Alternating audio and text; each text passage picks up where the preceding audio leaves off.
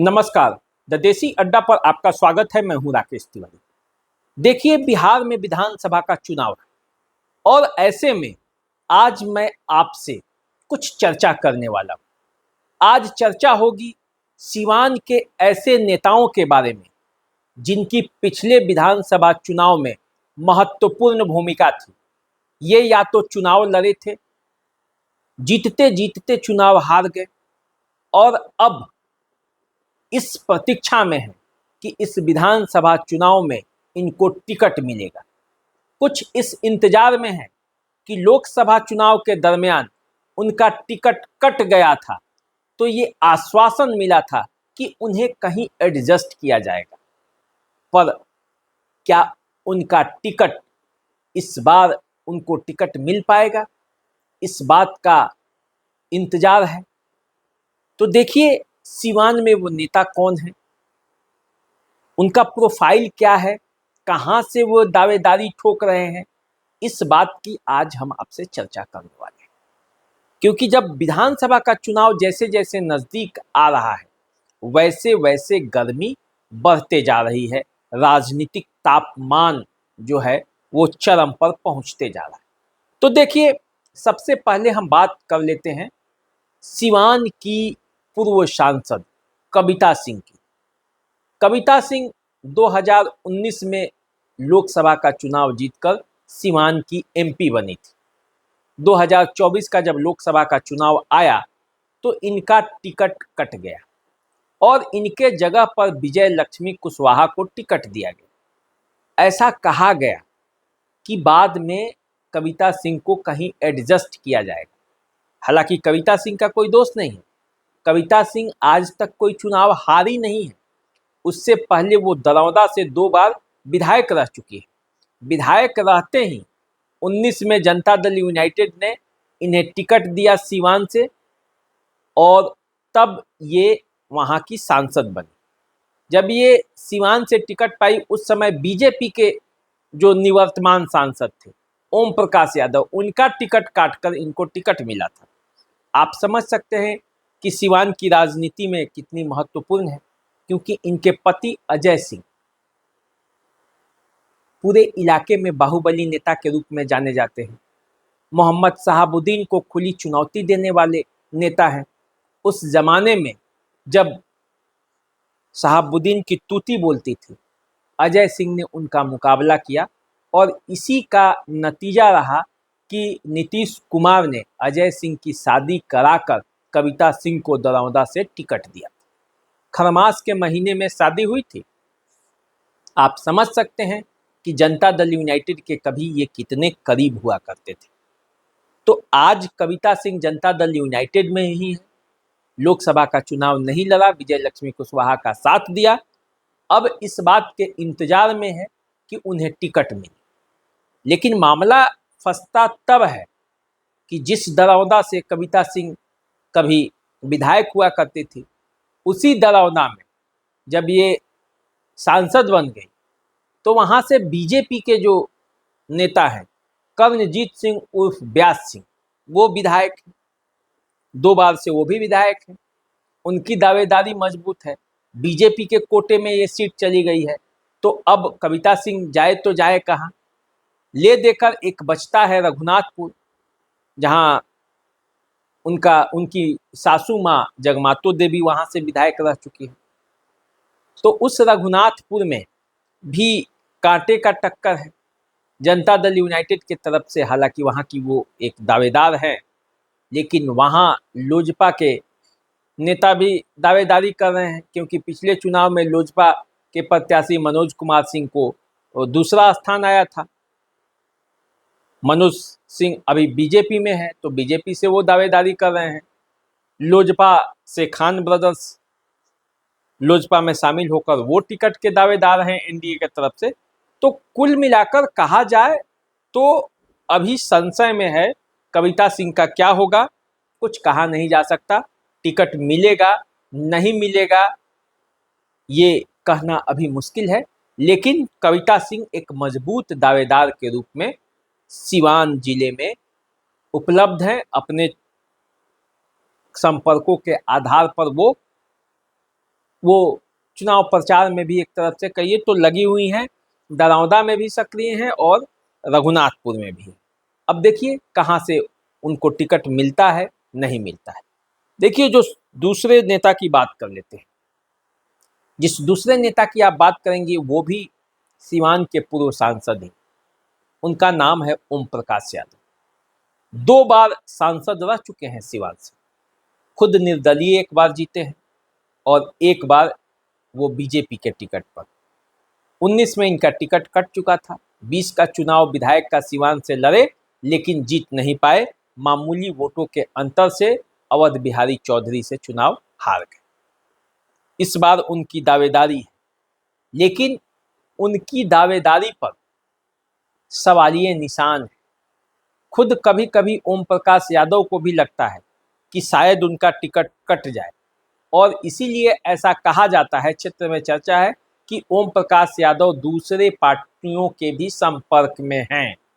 यदि टिकट उनका बीजेपी से नहीं मिला तो फिर वो दूसरे दरवाजे को भी इस बार देख सकते हैं, बैठेंगे नहीं जैसे 2019 में वो चुनावी मैदान में बैठ गए थे। तो देखिए ओम प्रकाश यादव की स्थिति ये है। अब एक तीसरे नेता है अमरनाथ यादव, माले के बड़े नेता हैं, दरौदा से पिछला बार चुनाव लड़े थे। हालांकि माले से जितने भी सीटों पर चुनाव पिछले बार माले के नेता लड़े उसमें 2 जीत गए, सत्यदेव राम जीत गए, अमरजीत कुशवाहा जीत गए जीरादेई से, सत्यदेव राम दरौली से जीत गए। अमरनाथ यादव जो कि माले के बड़े नेता हैं, एमपी के चुनाव भी लड़ चुके हैं, शहाबुद्दीन के खिलाफ झंडा बुलंद करते रहे, वो चुनाव दरौदा में हार गए। तो इस बार उनकी भी तैयारी है। माले, हालांकि माले में कार्यकर्ताओं को ही टिकट मिलता है, इसीलिए यदि टिकट कहीं आएगा तो उनका टिकट कटेगा ऐसा कहा नहीं जा सकता, लेकिन एक इंतजार अमरनाथ यादव को भी है जीत का। अब देखिए, अब बात करते हैं एक पुराने नेता का, विक्रम कुंवर, शहाबुद्दीन के ज़माने के नेता, जिस ज़माने में विक्रम कुंवर की तूती बोलती थी, उस ज़माने में रघुनाथपुर से कई बार विधायक रह चुके हैं। अब वो फिर से टिकट चाहते हैं, जनता दल यूनाइटेड का टिकट वो रघुनाथपुर से चाहते हैं। इसके लिए वो प्रयासरत भी हैं, क्षेत्र में भी घूम रहे हैं और पार्टी के नेताओं के पास भी पहुंच रहे हैं। पूर्व मंत्री भी रह चुके हैं, इसलिए विक्रम कुंवर पुराने नेता हैं और क्षेत्र में सब लोग इनको जानता है। अब बात कर लेते हैं मनोज कुमार सिंह की। मनोज कुमार सिंह वैसे नेता हैं जो कभी शहाबुद्दीन के काफ़ी करीबी थे। प्रतापपुर में इनका भी घर है जहां शहाबुद्दीन का घर है। मनोज सिंह शहाबुद्दीन से बगावत के बाद बीजेपी में है अभी। पिछले चुनाव में जब 2020 का चुनाव था तो रघुनाथपुर से चिराग पासवान की पार्टी एलजेपी जो है उसमें शामिल होकर ये चुनाव लड़ गए थे। एनडीए के तरफ से जनता दल यूनाइटेड का टिकट पर राजेश्वर चौहान चुनाव लड़े, लेकिन दूसरे स्थान पर मनोज सिंह पहुंचे एलजेपी के प्रत्याशी के तौर पर। इस बार वो बीजेपी से प्रयासरत है, बीजेपी के वो नेता है।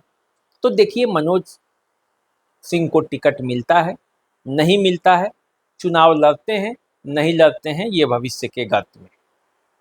अब आइए जरा बात कर लेते हैं महाराजगंज के पूर्व विधायक हेम नारायण शाह का।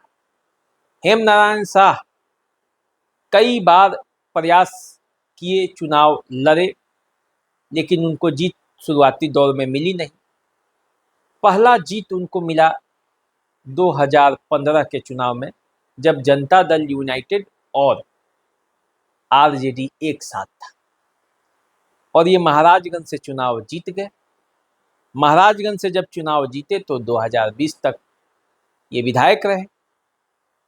2020 के चुनाव में विजय शंकर दुबे ने इन्हें पराजित कर दिया। 2020 से लेकर अब तक ये जनता दल यूनाइटेड के कार्यकर्ता बनकर टिकट के लिए प्रयासरत है। अब ये सीट जो महाराजगंज की है वो जनता दल यूनाइटेड की ही सीट मानी जाती है। अब देखिए टिकट इनको मिलता है नहीं मिलता है, लेकिन जनता दल यूनाइटेड में ये सबसे बड़े दावेदार के रूप में मौजूद हैं। पूर्व विधायक भी हैं महाराजगंज के। देखिए क्या होता है। अब जरा बात कर लेते हैं जीरादेई के पूर्व विधायक श्याम बहादुर सिंह। श्याम बहादुर सिंह की जो है वो नज़दीकी नीतीश कुमार से है। श्याम बहादुर सिंह सिर्फ विधायक के लिए नहीं जाने जाते हैं बिहार में। श्याम बहादुर सिंह इसलिए भी जाने जाते हैं क्योंकि उनके ठुमके का पूरा बिहार दीवाना है, वायरल हो जाते हैं। जब कहीं श्याम बहादुर सिंह जाते हैं और कहीं नाच होता है, ऑर्केस्ट्रा होता है, तो श्याम बहादुर सिंह अपने आप को रोक नहीं पाते, ठुमका लगा देते हैं और बिहार भर में वायरल हो जाते हैं। तो उस श्याम बहादुर सिंह जो पिछले चुनाव में हार गए थे, नीतीश के करीबी हैं, उनको इस बार जीरादेई से टिकट मिलेगा या नहीं मिलेगा ये एक सवाल है, क्योंकि श्याम बहादुर सिंह का उम्र भी अब काफ़ी हो चला है, लेकिन वो दावेदार हैं टिकट के। उनका एक मत ये भी है कि यदि उन्हें टिकट नहीं मिले तो वे अपने बेटे संजय सिंह को चुनावी मैदान में आगे कर सकते हैं। तो ये स्थिति श्याम बहादुर सिंह की है। अब आइए जरा बात कर लेते हैं डॉक्टर देवरंजन सिंह की। डॉक्टर देवरंजन सिंह भी पिछला चुनाव लड़े थे महाराजगंज से लोजपा के टिकट पर। बीजेपी के बड़े नेता हैं, लेकिन बगावत करके लोजपा के टिकट पर चुनाव लड़े, क्योंकि ये सीट जनता दल यूनाइटेड के खाते में चला गया तो इनको टिकट मिला नहीं बीजेपी का, तो ये बगावत करके लोजपा के टिकट पर चुनाव लड़े और लगभग 18,000 के आसपास वोट इन्हें आया था। तीसरे नंबर पर थे। माना जाता है कि हेमनारायण शाह जो चुनाव हार गए उसमें देवरंजन सिंह की भी भूमिका है। जितना वोट इन्होंने काट लिया वो काफ़ी था उनको पराजित करने के लिए। वे तो महज 1900 कुछ मतों से वो पराजित हुए थे। तो देवरंजन सिंह भी इस बार तैयारी में है। पेशे से डॉक्टर हैं, राजनीति में अच्छी खासी पकड़ है, आरएसएस से जुड़े हुए नेता हैं, पुराने संघी रहे हैं। तो डॉक्टर देवरंजन सिंह महाराजगंज से अपनी दावेदारी पेश करते हैं। हालांकि ये सीट जनता दल यूनाइटेड के कोटे की है, क्या होगा आने वाले समय में पता चलेगा। अब देखिए एक नाम है सिवान का कि जो जब बोलते हैं वायरल हो जाते हैं, पूरा बिहार उनको सुनने लगता है। आप समझ गए होंगे मैं बात टुन्ना जी पांडे का कर रहा हूँ। टुन्ना जी पांडे सिवान से एमएलसी रहे हैं। जब 24 का लोकसभा चुनाव था तो उन्होंने सबसे पहले दावा किया कि तेजस्वी यादव ने उन्हें महाराजगंज से आरजेडी के टिकट पर चुनाव लड़ने के लिए हरी झंडी दे दी है। टुन्ना जी पांडे चुनाव प्रचार में भी निकल गए। एक हफ्ते तक महाराजगंज के विभिन्न इलाकों में घूमते रहे, लोगों का जन समर्थन भी मिला और ऐसा लगा कि माहौल आरजेडी के पक्ष में बन रहा है, लेकिन टिकट मिला नहीं। टुन्ना जी पांडे का टिकट कट गया। फिर वो सिवान से प्रयासरत थे, सिवान से मिल जाए, लेकिन सिवान से भी नहीं मिला, सिवान से भी टिकट कट गया। सूत्र बताते हैं कि टुन्ना जी पांडे कई दलों में अपना संपर्क सूत्र लगाए हुए थे। महागठबंधन के किसी भी घटक दल के पास सीट जाए उनके झोली में आ जाए, लेकिन ऐसा हुआ नहीं। इस बार वो क्या करेंगे, इस बार उनकी कैसी तैयारी है, इसको लेकर चर्चा सिवान जिले में हो रहा है। हालांकि उनका एक पोस्ट भी लोगों के सामने है। अपने कार्यकर्ताओं और शुभचिंतकों को उन्होंने कहा है कि धैर्य रखिए, सब मंगल होगा।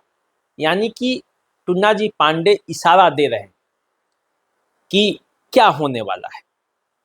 तो टुन्ना जी पांडे इस चुनाव में उनकी क्या भूमिका होगी, इसके लिए आपको अभी थोड़ा सा इंतजार करना पड़ेगा। अब देखिए, बात करते हैं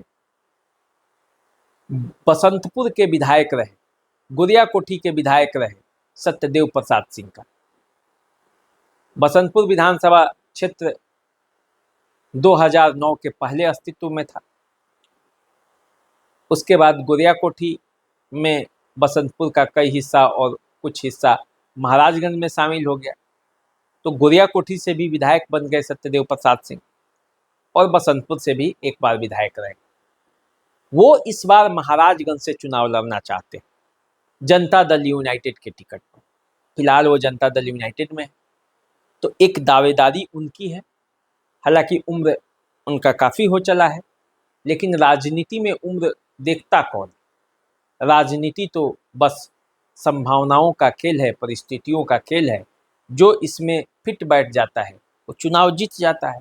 तो सत्यदेव प्रसाद सिंह जनता दल यूनाइटेड में एक अपनी भागीदारी चाहते हैं, टिकट चाहते हैं।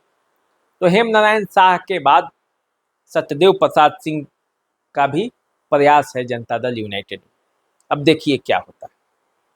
अब देखिए, एक नाम और है और वो नाम है जितेंद्र स्वामी का।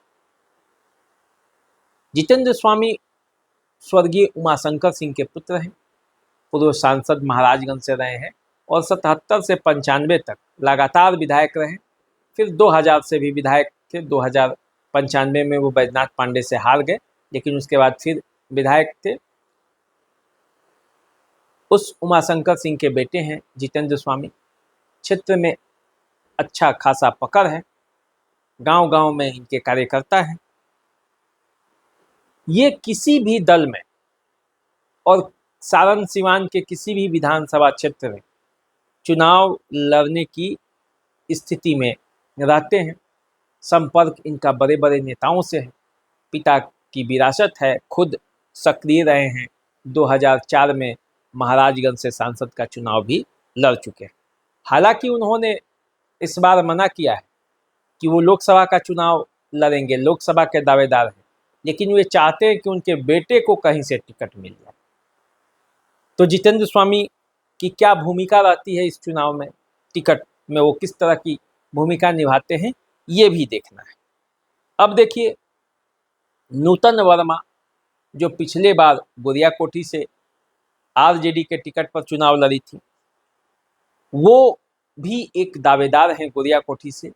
आरजेडी की ही बड़ी दावेदार है। हालांकि वो जब लोकसभा का चुनाव था तो हिना साहब के साथ वो हो चली थी सीवान में, और महाराजगंज में महागठबंधन के प्रत्याशी आकाश प्रसाद सिंह के ही पक्ष में वो काम की।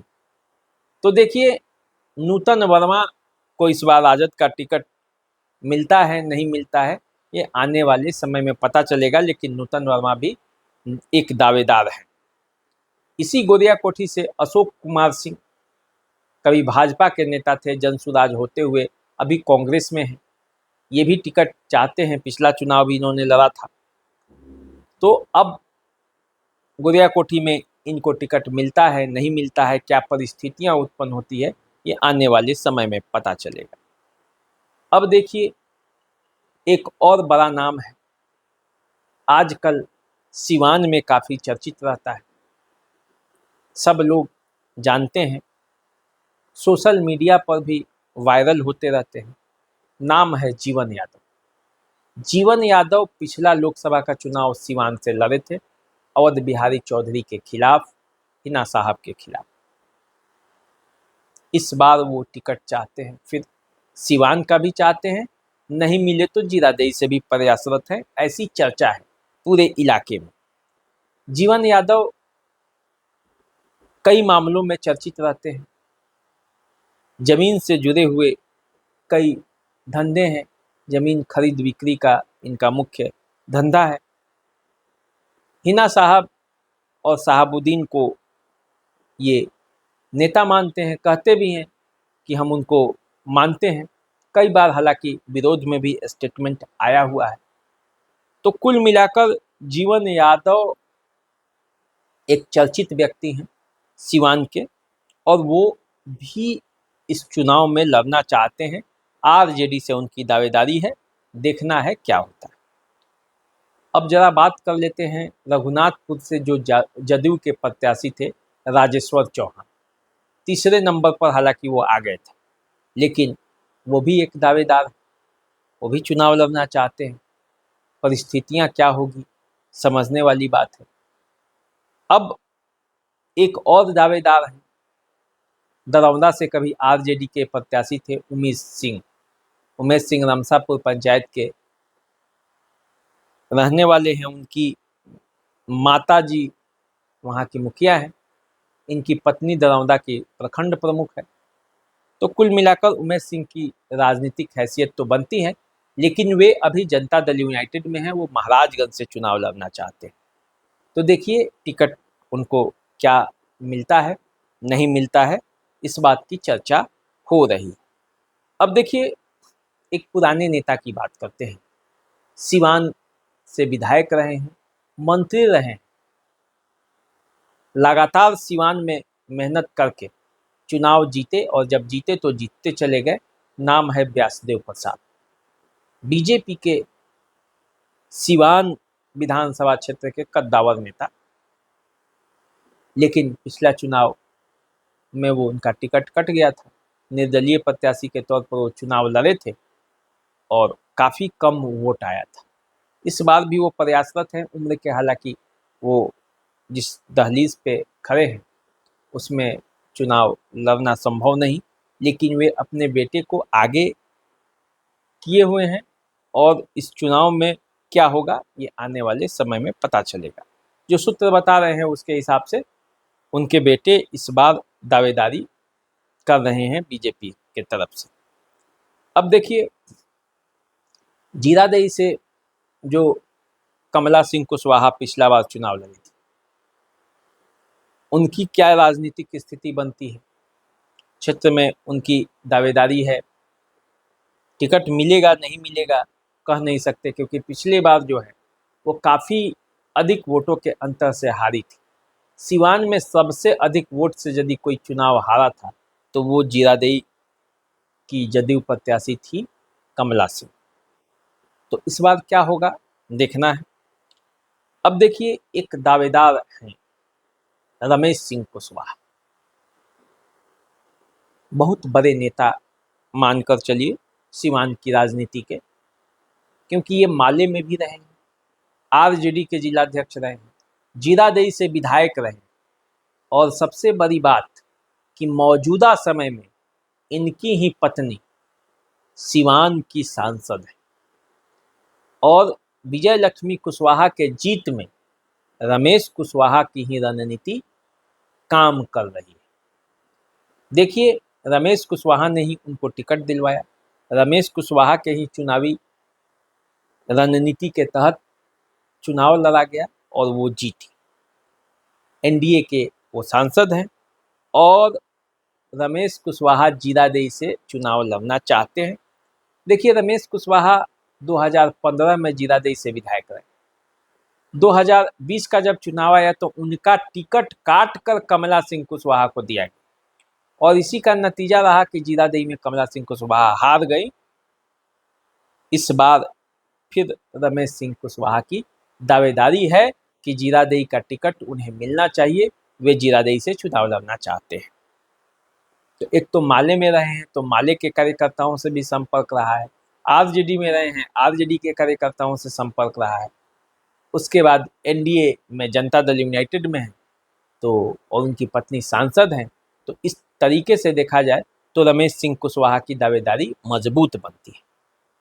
अब देखिए दरौली जो क्षेत्र है वहाँ से रामायण माझी पिछला चुनाव लड़े थे, हालांकि अब वो इस दुनिया में नहीं है, लेकिन उनके परिवार में कई दावेदार। अब किसको टिकट मिलेगा ये देखना अभी बाकी है। अब एक बात करते हैं, कभी सारण स्नातक क्षेत्र से बीजेपी के टिकट पर एमएलसी का चुनाव लड़े थे अवधेश पांडे, पटना हाई कोर्ट में एडवोकेट है, और इनकी दावेदारी महाराजगंज विधानसभा क्षेत्र से है, बीजेपी के प्रत्याशी के तौर पर ये चुनाव लड़ना चाहते हैं। तो इनकी भी दावेदारी है। अब टिकट मिलेगा नहीं मिलेगा ये आने वाले समय में पता चलेगा। तो ये सीवान के कुछ ऐसे नेता हैं जो चाहते हैं कि उनको टिकट मिले, पार्टियों के अंदर भी दौड़ लगा रहे हैं, जनता के बीच भी दौड़ लगा रहे हैं। देखना है क्या होता है। 2025 का जब चुनाव है तो समीकरण तो बनेगा बिगड़ेगा। इन बनते बिगड़ते समीकरणों के बीच इनकी दावेदारी जो है टिकटों का, उसमें कौन सफल होता है कौन असफल हो जाता है, किसकी दावेदारी कितनी भारी होती है और कौन बाजीगर बनेगा, ये तो आने वाले समय में पता चलेगा। तो चलिए इस पर आपका क्या राय है, कौन सा नेता आपके क्षेत्र में पहुंचकर आपके बीच जा रहा है, कमेंट बॉक्स में हमें लिखकर बताएं। आप इन नेताओं के बारे में क्या नज़रिया रखते हैं, इसको भी आप लिख सकते हैं।